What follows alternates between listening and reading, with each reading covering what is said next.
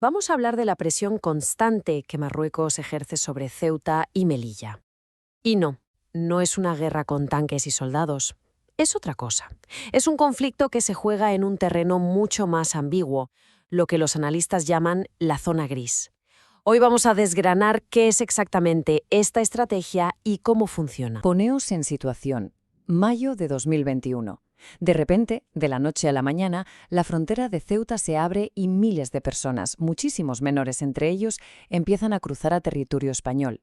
Las imágenes, seguro que las recordáis, fueron impactantes y dieron la vuelta al mundo.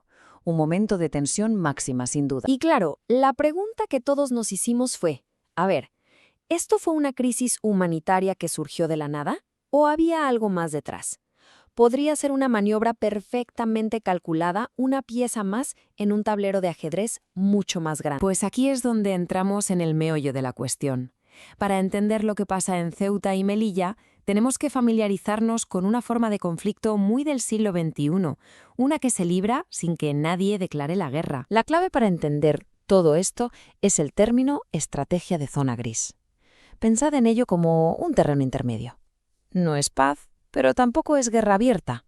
Es un espacio donde un actor intenta cambiar las cosas a su favor, poquito a poco, con acciones ambiguas, siempre por debajo del nivel que provocaría una respuesta militar. Es, para que nos entendamos, el arte de conseguir objetivos sin pegar un solo tiro. Y que nadie piense que lo de 2021 fue algo nuevo. Si echamos la vista atrás, el patrón es clarísimo. En 1975 tuvimos la Marcha Verde, que fue una operación de desestabilización en toda regla. En 2002, la crisis del islote de Perejil, una provocación militar a pequeña escala. Lo de Ceuta en 2021 es, simplemente, el último episodio de una larguísima historia de presión perfectamente calculada. Entonces, ¿qué armas se usan en esta zona gris? Pues no son las que nos imaginamos. Al menos no al principio. El arsenal es otro, mucho más sutil, lo que los expertos llaman presión híbrida. La estrategia se sostiene sobre 4 patas. La primera, la narrativa política, es decir, repetir una y otra vez la reivindicación sobre el territorio. La segunda, la presión migratoria, usando a las personas como una herramienta para generar crisis. Tercera, la coerción económica, por ejemplo, cerrando fronteras comerciales para ahogar a las ciudades. Y cuarta, la desinformación, lanzando noticias falsas para crear confusión e influir en la gente. Y ojo, que la narrativa política no es cosa de 4 exaltados, viene de lo más alto. En 2020, el mismísimo primer ministro marroquí de entonces, Saadettin El Othmani, lo dijo así de claro. Esto no es una opinión al aire, es una declaración de intenciones en toda regla. Un mensaje oficial que forma parte de la estrategia. Y todo esto se traduce en acciones muy reales. En 2018, por ejemplo, Marruecos cerró de un día para otro la aduana comercial de Melilla, un golpe tremendo para la economía local. Luego están las continuas restricciones al paso de mercancías para asfixiar el comercio, e incluso la guerra sucia, como cuando se difundió el bulo de que un barco iba a llevar a la gente de Ceuta a la península, solo para provocar más llegadas. Por no hablar de los escándalos de sobornos para influir en políticos europeos. Pero, mucho cuidado. Que estemos hablando de zona gris no significa que el poder militar no cuente. De hecho, es todo lo contrario. Mientras Marruecos aplica esta presión híbrida, por detrás está llevando a cabo un rearme militar histórico. Es, por así decirlo, el palo que enseña mientras te ofrece la zanahoria. Quedaos con esta cifra. 20.000 millones de dólares. Eso es lo que Marruecos planea invertir en modernizar sus fuerzas armadas. Esto no es un gasto cualquiera, es una inversión estratégica brutal para cambiar el equilibrio de poder en la zona. ¿Y en qué se traduce ese dineral? Pues en material de primerísimo nivel.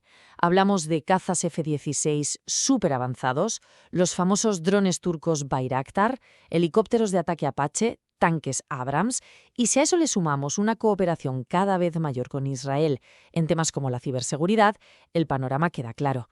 Aunque la excusa oficial sea la rivalidad con Argelia, la realidad es que se está creando una fuerza militar con una capacidad de disuasión frente a España que antes, sencillamente, no existía. Y aquí llegamos a un punto que es absolutamente crucial, casi el talón de Aquiles de todo esto.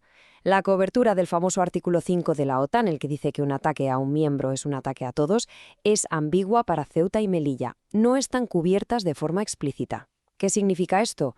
Pues que en caso de un ataque su defensa dependería de la voluntad política de los aliados en ese preciso momento.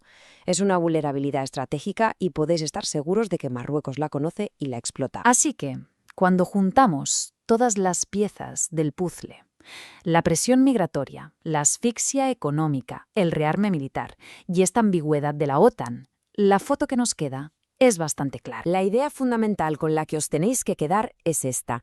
Nada de esto es improvisado, no son reacciones en caliente. Es una estrategia de desgaste muy bien planificada y mantenida en el tiempo. El objetivo final es ir cambiando la realidad sobre el terreno, desgastar al contrario hasta conseguir sus objetivos políticos, a ser posible sin que suene un solo disparo. Y el caso de Ceuta y Melilla, en realidad, nos abre una pregunta mucho más grande y compleja. Si este es el futuro de los conflictos, esta zona gris de ambigüedad, de presión indirecta, ¿cómo se defienden las democracias? ¿Cómo proteges la paz cuando tu adversario no te declara la guerra, sino que intenta agotarte hasta que te rindas? Es sin duda una de las grandes preguntas de nuestro tiempo.